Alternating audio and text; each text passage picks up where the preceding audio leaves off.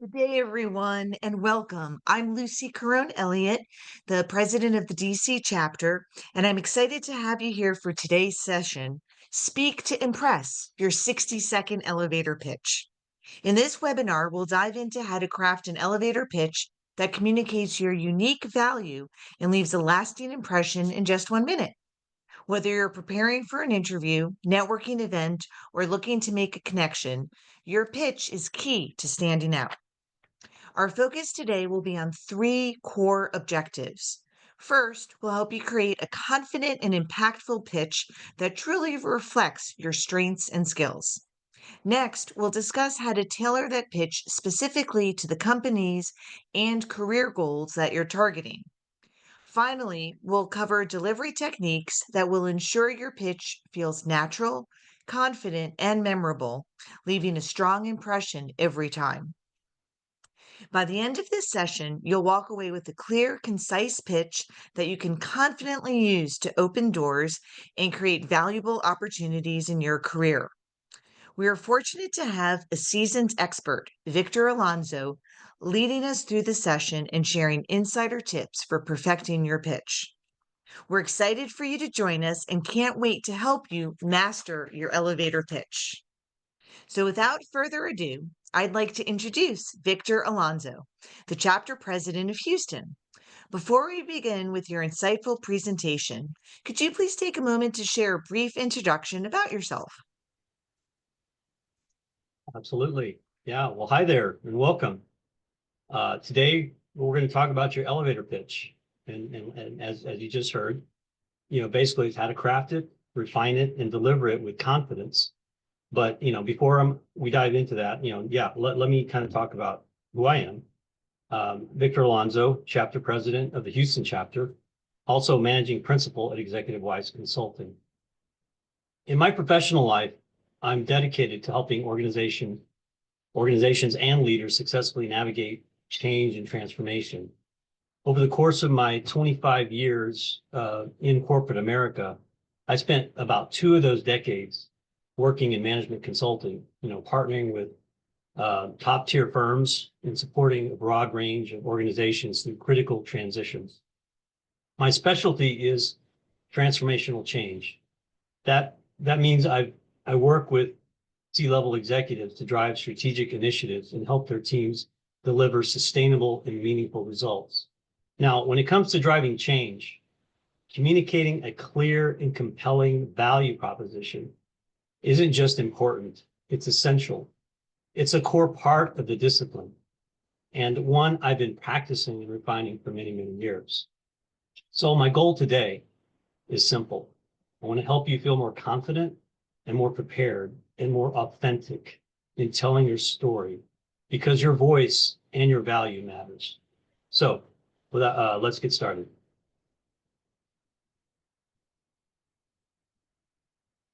You can go on. Okay, perfect. Okay, so basically we're going to kind of go over what we're going to talk about today.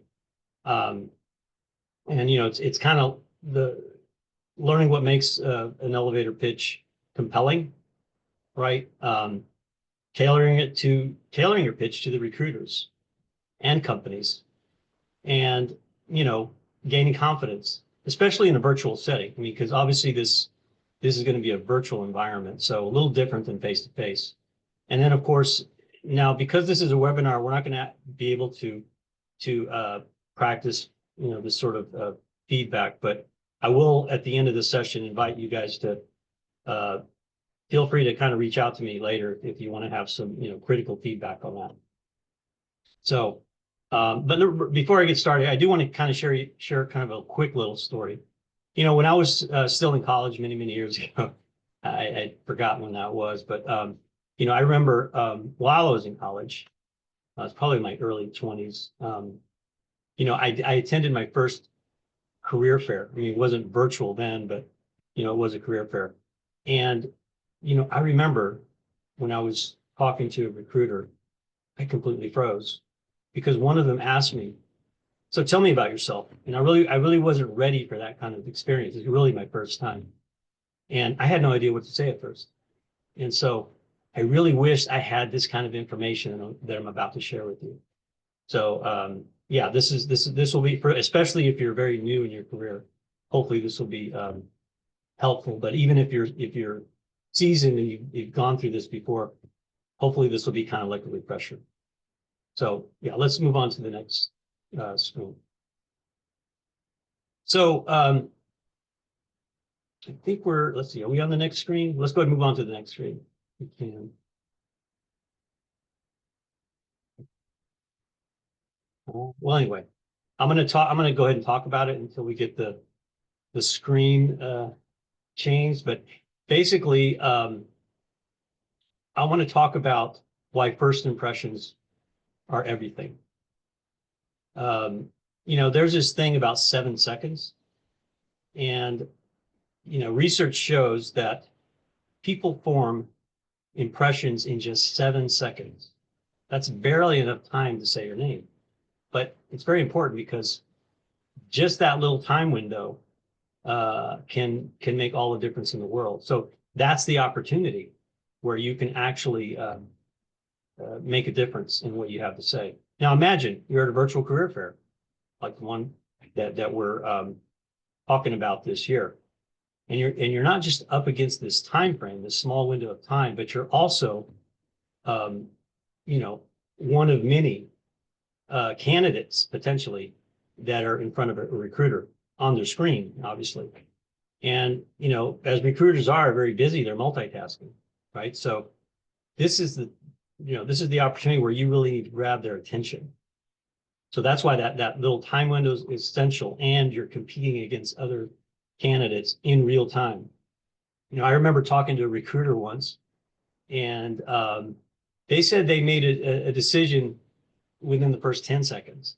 So, I mentioned 7 seconds, but 10. So you can just imagine it's a very small slice of time which they need to form a decision on when they're going to present the best candidates to the hiring managers of those companies.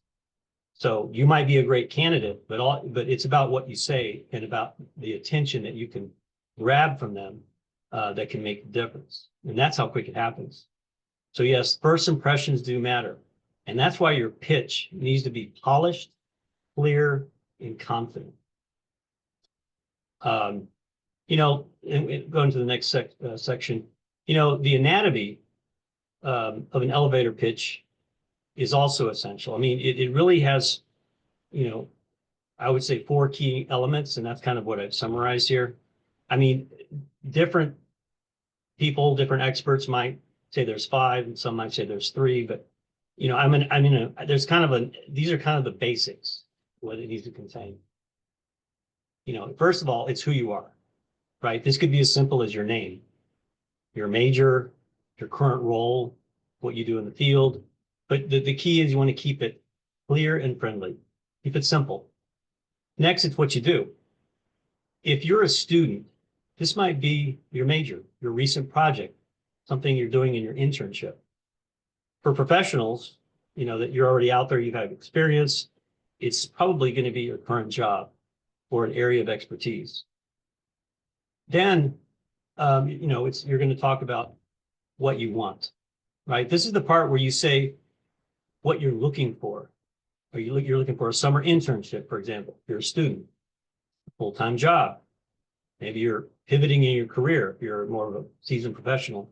But you want to be very specific. What is it that you're looking for? It's important that the recruiter understands what are your goals of this interaction.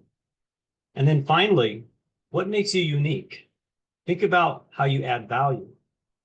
Do you bring, for example, let's say a cross-cultural perspective? Are you tech savvy or business minded? Have you led big initiatives? This is your moment to shine. So not only are you coming in with who you are and what you do and what you're wanting, because there are going to be many candidates saying the same thing, but this is where you differentiate yourself among other candidates. So that's why I say I boil it down to these 4, and I think it's very important that you have these basics down. Anyway, I would take notes, take a snapshot. I think a lot of this will be shared with you as well later, but I think it's important to kind of keep this kind of on a cheat sheet somewhere. Let's move on to the next slide. Okay, so I'm going to talk about kind of some sample pitches here. And as you can see, we've listed a few here. Normally I would have had, if this was a different type of meeting here, I would have had one or two of you read it out loud. But since that's not the case, I'm going to go ahead and read it. So this is, for example, a student. If a student was going to pitch that in that little 7 to 10 second window, and I have an example here. Hi, my name's Carla, a recent business grad, and I'm passionate about data-driven marketing. I'm looking to join a forward-thinking company where I can grow and help connect with customers in a meaningful way. So what Carla's doing here is she's stating exactly who she is, what she does, what she wants, and gives a peek into what drives her. Now, what's also important here, and it's not mentioned, but how you deliver that is also important, right? You want to do it friendly and with a positive tone, because you're putting your best foot forward and you're trying to shine in front of that first point of contact, which is the recruiter, because they're keeping a track of a checklist on who might be their best candidate. So attitude is also part of this equation. An early career professional, in this case, his name is Diego. Hello, I'm Diego. I have 2 years experience in financial analytics and recently led a project automating our monthly reporting. I'm seeking opportunities where I can apply data insights to improve strategic decisions. Again, and very similar to the student, Carla, he's stating who he is, what he does, what he wants. Now he has a little experience, so he's going to lean a little bit on that experience and kind of leverage that to kind of amplify what he's kind of pursuing in this case. And then finally, the mid-career transition professional. Hi, my name's Lisa. After 8 years in education, I'm pivoting to organizational development. My background in leadership training gives me a unique edge in managing change and driving engagement. Again, as a professional with experience, she can lean in on that background to kind of help, position her unique value proposition in terms of what she can provide. So it helps for those experienced professionals to lean in on your experience. But for students, again, it's going to be about because you don't quite yet have the experience, you want to lean in on some of those things you're doing currently in school, like a project or something maybe you're doing an internship. So always find those or highlight those things that are going to matter most and that also make you stand out. That's going to be very important. Delivery and content is key here. Again, all positive tone when you deliver. Let's move on to the next slide. All right. Tailoring your pitch. So this is, you're going to customize the pitch for the company. You're not just making one pitch. You're customizing it. That means you're going to have to do the research. You look at the job postings, company websites, maybe even news articles. Again, you want to understand the company, right? So if you do your research about the company you're pursuing, you want to tailor, meaning customize, how you present yourself and how you pitch yourself so that it's aligned with, the company itself. So every company, your pitch might be different due to the fact that every company is different, right? So, not only that, you're going to want to kind of adopt the language they're using. For example, if a company talks about innovation, mention the way you've innovated. If they value community, highlight a team project or a leadership role. I mean, those are obviously elements of community, right? So that's why it's very important to do the research, find out what they stand for, find out the kind of actions, activities, things they've done out there in the community, or ways they've improved society, the products products and services that they create and bring to the marketplace. Find out what's important, what makes them stand out, and then that way you can kind of align your pitch in a way that kind of resonates and aligns with the company itself and what they do. And then, I wanted to kind of mention something. I wanted to share with you an example. I recall hearing when I was interviewing candidates one time. I was working with a client, and I was kind of helping them interview some candidates. So on behalf of that client, one time, the candidate, as I was interviewing him, they said, I really admire your company's commitment to sustainability. With my background in environmental science, I'd love to contribute to your mission. Okay, it's a simple sentence, right? But the fact is that they got it. It was simple, it was direct, and it showed alignment. And I remember, that conversation. I'm like, why? Because being on the receiving end, as one that's interviewing, this is how it resonates with the receiver. It's like, wow, the dot is connected. We're looking for this. Our company stands for this, and this candidate says they've done this. I mean, the dots. It's almost a no-brainer. The dots connect. So that's why it's important to do your research. It really works. I'm telling you. All right. Let's move on to the next slide.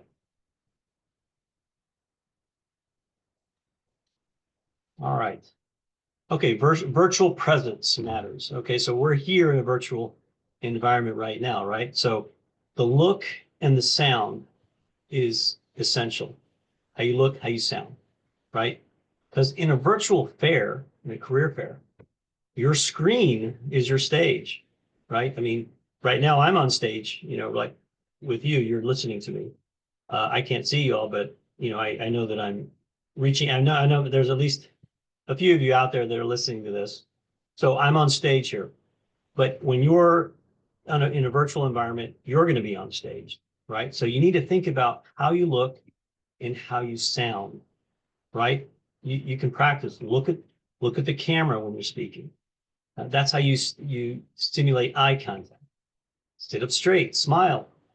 It goes a long way. This is all of the nonverbal cues and language that kind of speak to your audience or your listener, and that kind of speaks to them in sort of a subconscious way that conveys your value, right? So it's very important to do this. Practice is very important. Practice in a mirror, practice on your camera, when it's not, when you're not logged in live, obviously, and just kind of see how it is, and then keep and try to improve that, right?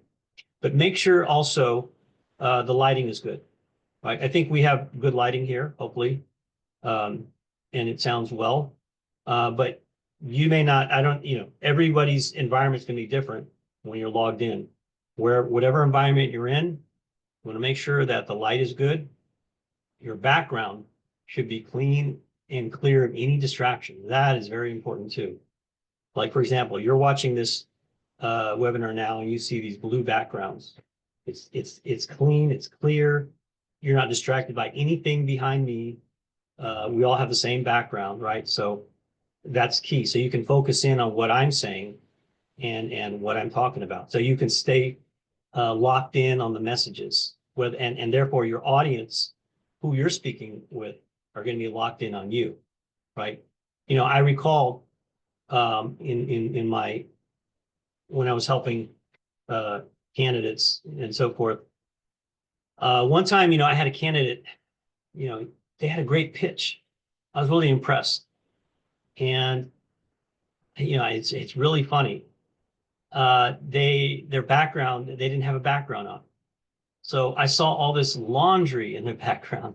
And well, I know people are at home and life happens and, whatever, that's fine. But it was distracting, right? And what it the kind of the what it meant for me, kind of the key takeaway I got from that was that this person wasn't as prepared to present the very best of themselves with as simple as a background, right? So While it was a great pitch and clearly, I think the candidate had great experience.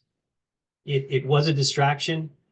Because I was passing along a list of potential candidates, I did pass them along because of they had a good pitch and good experience. I don't know whether they got chosen or not, because it was a recorded session. And that's another thing.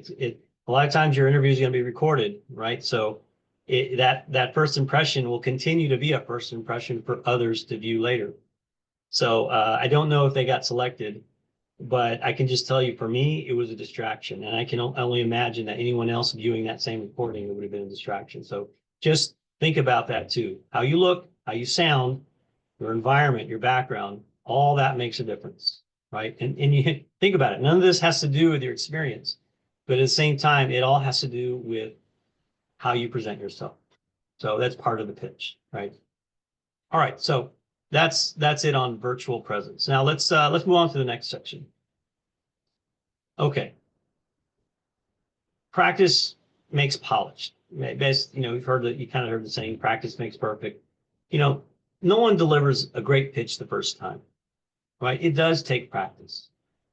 And so when you're crafting a pitch, like you saw the three examples we shared earlier, obviously those are examples, but those were developed over time to get it right, right? In your case, you might come up with a pitch that talks about the four elements, right?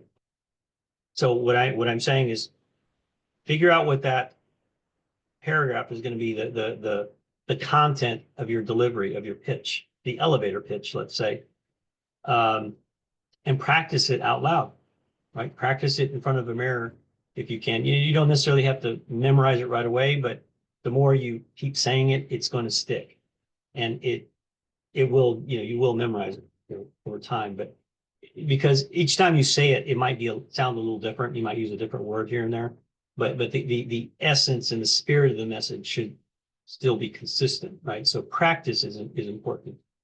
Practice with someone else, right? And see how someone they could be critical or non-critical. Sometimes the critical ones are helpful because they're going to be honest, but get some feedback from someone else. I was hoping that we could do it, live feedback here, but the webinar is not designed this way, so we're not going to be able to do that today. But I'm going to encourage you to practice with someone else and then just get their feedback. And then if you did get that critical feedback, adjust it, right? Or you can record yourself. Now you might come up with a pitch, right? That sounds okay. The word sounds great. It's on point, perfect. And then you record yourself. Go back and play it. And you might be amazed. You might say, well, okay, wow, do I sound like that? Like, I can't believe that's me. Wow, I'm talking too fast, or, whatever. Whatever the case is, you might be your own, critique. You might be your own critique. In other words, you might realize that you sound different than you think you sound when you're speaking, in real time. So that's why recording it can also be helpful. And then I also mentioned using a mirror for feedback, because that's going to kind of give you the look and sound. Sometimes we don't realize how we're coming across visually, right, when we're speaking to people. For example, some people use their hands a lot, but they may not realize it. But you look at yourself in the mirror, you might say, why am I using my hands so much? That's distracting. Again, we talked about distractions, right? Not to say you can't use your hands to convey something, meaningful. Sometimes that's fair enough. But you want to make sure that, the use of any kind of gestures is used in a way that's more economical and not so distracting. So try to be mindful of that. Again, it's about the message needs to come into the listener without a lot of static and noise. And those distractions, those visual distractions, that's noise. So you want to be mindful of all that. Like I said, even if you record it, you can see everything, hear it and see it, right? The record, I mean, you as simple as using your phone and record it. And you can kind of do it in your own private space if you're not quite ready to present yourself to anyone else. But these are all just techniques to get it right, right? And then just go to these, use this career fair as an opportunity to to kind of exercise what you practiced. And the career fair it's not, I mean, it's coming up in the future, right? But the future happens pretty fast. So I would say start doing this now. I mean, do it this week. Start today, in fact, start crafting your message and start practicing, because practice is going to get you a long way.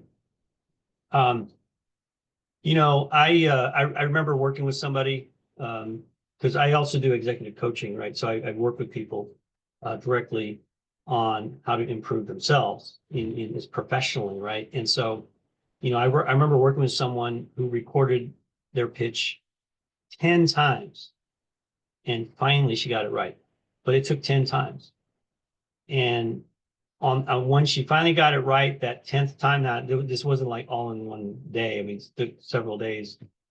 But when she finally landed on that 10th time, that's the version that she used at at a at a at a career fair, or where she was talking to a recruiter. And from that experience, she shared with me she got 2 offers. Now, if that doesn't say practice makes perfect or practice makes polished, I don't know what does, because just the exercise alone, the practicing, made all the difference, especially for her in this case. So I just want to share that with you, and kind of really emphasize the point about practice. That's very critical. Okay, next slide. We're not going to do the breakout practice. I think the next slide is that. So we're going to. Oh, I didn't. Good, they took that out. I'm hoping that I can get any feedback. I won't be able to hear it, but certainly the others here working with me on this presentation have access to any feedback. So if there is, let me know. I'm happy to answer any questions in real time here. Are there any questions? So thank you, Victor. Oh, sorry. Let me get my camera on here. That's better.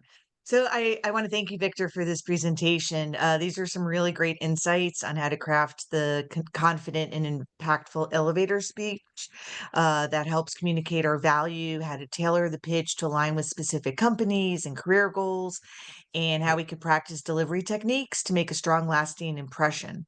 So as Victor mentioned, we would like to use this time if folks have any questions or comments that they'd like to share. So I don't know, did we have another slide on here or not? I'm not sure. We did have this one slide. I mean, it was really about going to do's and don'ts. A lot of Gotcha. this Okay. stuff I did cover in the presentation, but it's kind of a summary slide of what to do, what not to do. And then of Perfect. course, this final one, concepts for further reflection, and really this is again going back to what we're learning today, and that is how are you going to evolve it, right? Because I want to make another point here, a final point here, and that is that while you might have really crafted that perfect pitch, like in the example when I mentioned she got it right on the 10th one, and that was her the best ever.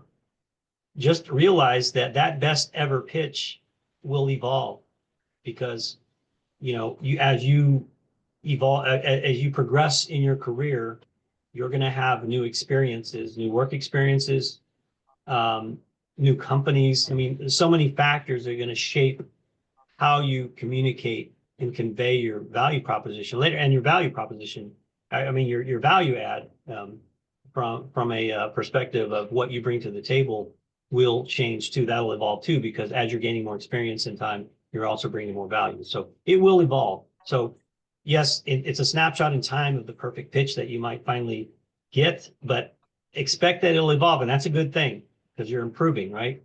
and your unique value is also improving. So you're going to also want to identify what is that, well, how is your value improving also over time? And finally, always remember who are you trying to connect with? Who's your audience?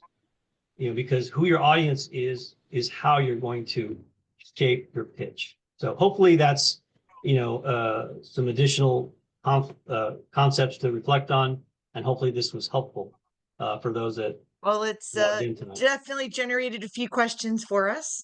Oh, So okay. let me start with the first one that we've got here. Is how can you engage your listener and encourage follow-up questions after giving your pitch? Oh, that's a great question. Okay, so let's say that you've given your pitch, and the recruiter, well, I mean, it really this is kind of where you have to kind of use your intuition, and pay very close attention as well to your listener. Let's say in this case, in a virtual career fair, it's a recruiter. Okay, they might say, okay, oh, thank you. You given your pitch. Oh, can you tell me more about that? Right. So if they ask a question, clearly you're engaging, right? So that's a no-brainer. They're actually soliciting your engagement. That's great. But if, let's say, you don't get the reaction, you're not getting that reaction you're hoping for, where they're gonna say where you want them to say, "Oh, tell me more about yourself." Um, you're gonna probably ask more probing questions. So part of the research of creating your pitch is also create the follow-up questions, right? Is it, for example, after you give your pitch, you might say, are there roles in this companies that are in demand right now? And do you know of any roles that I could immediately line up with besides the role that I'm talking about? Something like that. In other words, probing the recruiter for more information about it. Basically, you're trying to solicit engagement, number one. Secondly, follow-up questions demonstrate your desire to want to work with this company.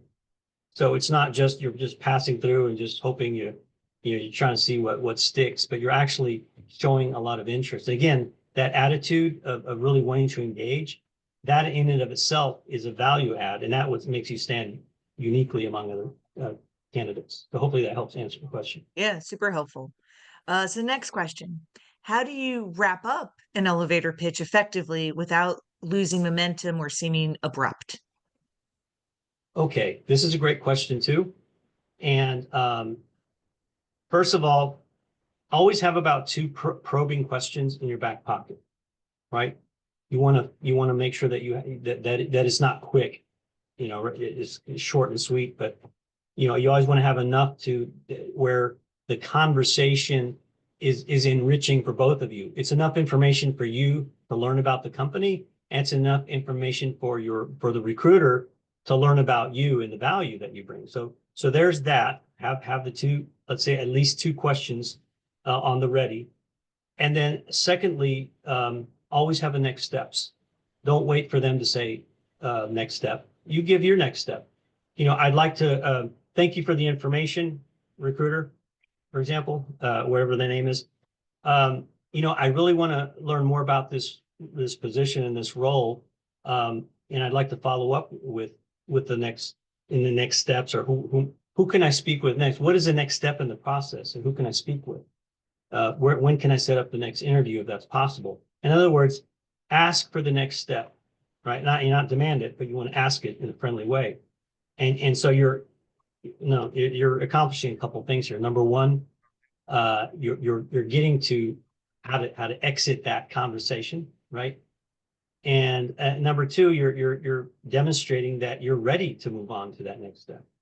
So I guess the short, sweet answer is have a couple of probing questions ready and be ready for the next step, kind of finalize it. So, Always good to be planning ahead, right? So, absolutely. all right, we got some more questions lined up for you here. Sure. Uh, one of the hardest parts of pitching myself is feeling like I'm not good enough to say positive things about myself. It often feels like imposter syndrome kicks in at the worst moment. Do you have any advice on how to get past that mental block and communicate your value with confidence? Yes. Turn that last question into a statement. Don't say, how do I get past this? Say, I will get past this without, and I will feel confident. Because what you're talking about, this so-called imposter syndrome, really that's just you sort of not sure of yourself, not thinking that you can be successful in this conversation or this transaction or this experience. So really, it's just a confidence thing. You're imagining that, well, why should I get this? I'm not worthy of this. Who thinks, why would anybody want to, consider me or hire me? I'm like, why not? You put in the work in college, right? You got a degree or you're about to get a degree, right? You have experience, right? I mean, you got paid somehow for the number of years you've been working. That doesn't sound like an imposter, or if it is, he did an amazing job at it. But the fact is that people believed in you from the time that they graded your tests in college. They believed in you because you got the scores, and the experience that you've had in life. They believed in you because you continued working there, and they paid you. And oftentimes, if you've been working somewhere to any extent, you got some kind of accolade. So clearly, you're doing something right, right? So you got to put away this idea of imposter syndrome. And then the other thing about this is be careful about the words you choose to feed yourself, to program yourself. For example, I remember somebody once said, well, they were talking about what their background. I believe as a student, and they said, I'm just an accounting major. Okay, I'm just an accounting major. The word "just" minimized everything. It diminished their value. Take out the word "just" in that sentence. I'm an accounting major versus I'm just an accounting major. Just the word "just," kind of changes the entire perception of, especially to the listener, of who they are. The confidence, it conveys confidence, and also opens up many opportunities. Wow, an accounting major. Wow, as we know, accountants can do so many things in the world of finance. Let's say, for example. And so let's think about the words we're choosing and using in our speech that can be limiting, right? Because sometimes we're self-limiting our own perceptions just by the choice of words. And I'm happy, I mentioned I'm happy to discuss this in more detail if anybody wants to reach out to me. We can talk about that in a minute. But yeah, are there any other? Hopefully that helpful. By the way, was that helpful? We've got more questions. There's this next Go one ahead. kind of builds a little bit on that. Okay, sure. So related to that, what are some strategies to overcome the nervousness while delivering an elevator pitch, right? Like maybe you're nervous and you just throw in the just, but how can you help to kind of overcome that nervousness? If you're nervous, let's say you're actually talking to a recruiter in the moment and you're nervous, and you're okay. So let's talk about that. Let's say you're in the virtual fair, and we're talking on, let's say you're talking on camera, and all of a sudden they say, okay, tell me about yourself. Okay, now you're on the spotlight, right? You're literally on the spotlight. Okay, great. Diffuse it. Sometimes, sometimes we can diffuse these things with just being honest, because recruiters are people too. And if you're new in your career, people understand this. You might just say honestly, you know, apologize. I'm a little nervous at this because this is kind of my first time, or I'm just kind of new to this. So, please just bear with me if I sound that way. And you've all of a sudden diffused the awkwardness that you think might happen in that moment. Because then the recruiter says, "Oh yeah, no, don't worry about it. I understand. Take your time. Whatever you need." And they've given you permission to be nervous or whatever. And what's going to happen is you sort of kick the elephant out of the room, and now you're at this moment where you're comfortable now because you created the space of comfort by diffusing it and getting rid of that thing that's getting in the way, that's called the not feeling confident for whatever reason, because you're being honest. The honesty goes a long way too. And that also is another subtle way of showing that you're human, right? And that do's and don'ts page earlier, it said, don't be robotic. Don't be robotic. Don't assume that you have to be perfect, you know, and this doesn't just go with people new in their career. You might be seasoned and you might feel nervous, and that's okay too. Maybe it's you're doing a career pivot, right? You did, you know, one thing in one area discipline, you know, computer programming, whatever. Now you're switching over to, you know, I don't know, marketing or vice versa, you know, whatever the case is. So it's new to you, just as any career is new to someone new in their career. Same thing. Now I'm a little nervous here. You know, this is new for me. So I hope I come across, uh, authentic. I want to be authentic with you. You're just being honest, but you'll be amazed how much honesty goes a long way to diffuse that awkward feeling. So hopefully that helps. Yeah, that's great. So I know we've been talking about sort of this elevator pitch when you're in a very purposeful setting, right? You're at an interview, you're at a Right. virtual career fair, right? What about if you're trying to give an elevator pitch when you run into somebody in a non-networking environment? Okay. Like a happy hour or um, Maybe a happy any, hour or somebody kind of catches you off guard and is sort of like, hey, so tell me about yourself type of thing. well, if you've been practicing, as I mentioned before, you should have your pitch almost memorized, right? Like, you know, there's some songs you might know a few songs that you just know all the words and lyrics when you hear it. That's how you should know your pitch. You know, is if you've done the practice, you already know it, and it will almost come out flawlessly. Now, you may not be in the mindset of having that, you know, sort of like you're ready to have an interview. But if you practice, you know it. And if you know yourself, sometimes it's not really even memorizing the actual script, but it's knowing who you are, right? And that's part of this pitch is it's not just creating a paragraph for the sake of having a pitch. The pitch should capture everything about the essence of you. It's like taking the it's like the Cliff Note version of you in a few sentences. So if you know yourself, you should be able to deliver that, you know, flawlessly, or at least successfully. Let's say flawlessly, but successfully in a way that that person requesting that information, you know, okay, great, they got it. You know, but again, practice is key, and then know yourself and be ready. And that's a good point because always be ready, right? Yep. Remember ABC, always be closing, Let's always be be ready. closing. Yeah. Yeah, What that's else? Do we great. have any So others? we've got a couple more questions, and if Yeah, anybody else sure. has any, feel free to drop them in the chat. Um, so one question is, how do you make sure you don't overwhelm the listener with too much information in a short time? Okay, so a couple things about that. First of all, if you practice the pitch, you designed it like I used the four elements, so you get those key things in there: who I am, what I do, what I want, and what makes me unique, right? So as long as you get those four elements in your pitch, you should be economical in your words. So don't go too far off on different rabbit holes on all this on everything in your background, because that's for the interview. That's for the actual interview. You're going to have the hiring.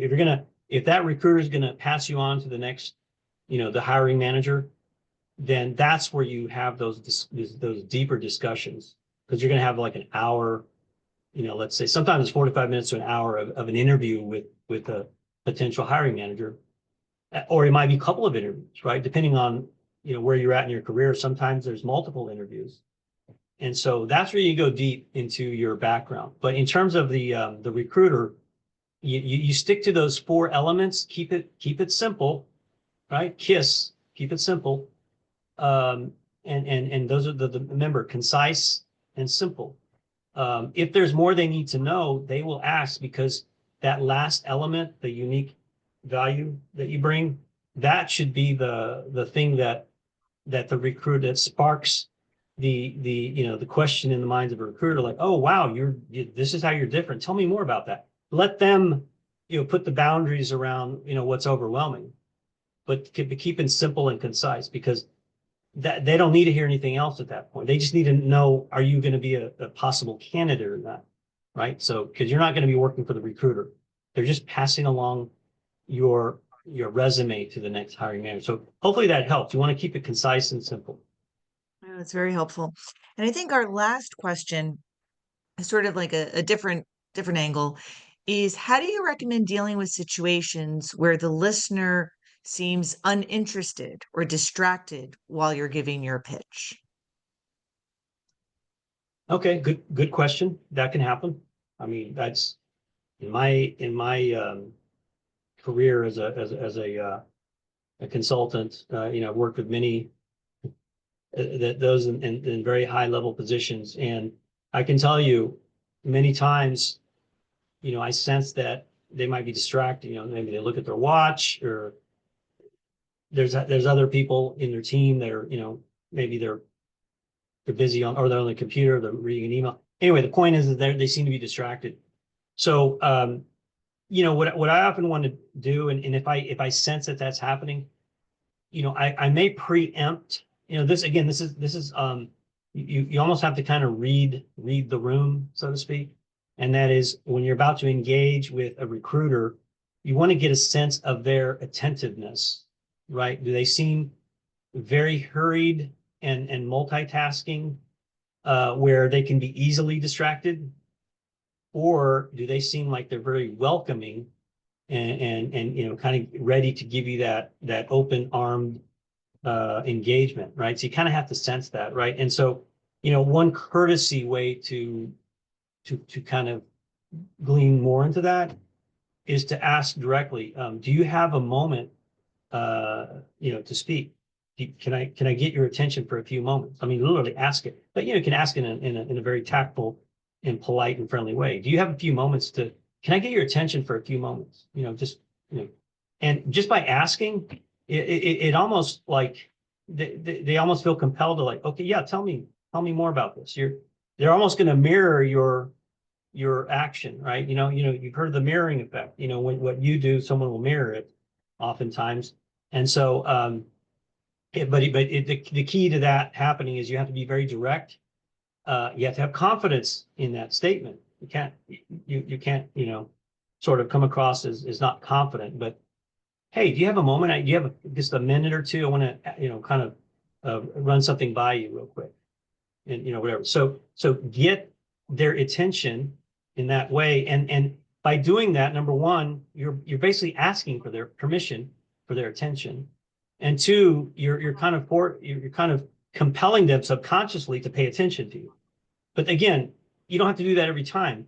It's about, like I said, understanding the environment. Are they engaged? Do they seem engaged? But if they seem a little like they're on the fence, or not, or maybe they're just not engaged, the question itself, do you have a minute, will tell you. If they say, well, I'm kind of busy right now, or I have this or that, or whatever, then maybe that's not the right time. Well, okay. When would be a good time? Could I follow up with you? And let's say can I follow up with you in 30 minutes? How about tomorrow? Nail it down. Next steps. I already talked about next steps. How about, can we engage in 2 hours? Do you have a moment then? Let them tell you when they have a moment. But you're kind of asking permission. But the key is that you want to, it's a courtesy thing, right? Because sometimes they don't want to tell you that. And they're kind of giving you the nonverbal cues, like, I'm not really interested. Let me look at my watch to kind of let them know I'm not really. So don't allow that awkwardness to creep in. Ask the permission and then follow up, and always follow up. The next step is very important. So hopefully that helps. Yeah, no, that's very helpful. So I think that was our last question. I did want to call attention to Victor's email, which is on this slide. So Victor has graciously offered, if anybody does have any further questions or any follow-ups, to reach out to him. So you've got that information there. And I am just calling, I guess we've come to the end of our time here. So I did want to start closing out today's webinar, Speak to Impress, your 60-second elevator pitch. We'd really like to sincerely thank each of you for your participation and really just so many engaging questions. We hope you've gained some valuable insights on how to craft a powerful pitch, engage in meaningful conversations, and tailor your approach to your career goals while building lasting relationships with recruiters.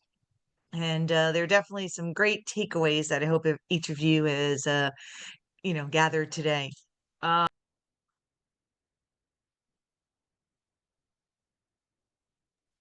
Sorry. And I also did want to say a special thank you to our presenter, Victor Alonso, for sharing his expertise and guiding us through practical strategies for cultivating strong professional connections. We also want to extend our appreciation to Prospanica National for their continued support in empowering professionals like you to achieve success. We encourage you to take what you've learned today, as well as from our three other webinars that were earlier last week, and apply it as you connect with recruiters, refine your approach, and explore new opportunities at our upcoming virtual career fair, which is going to be tomorrow, Wednesday, April 9th, 2025, from 12 p.m. to 4 p.m. Eastern Standard Time. Please don't forget to register. Be sure to scan the QR code on the screen to register quickly and easily. I thank you once again for your time and your involvement. It's been, again, so great to hear from you today, Victor, and all of your knowledge on this topic. We wish you all the best in your career path and look forward to seeing you at the career fair tomorrow.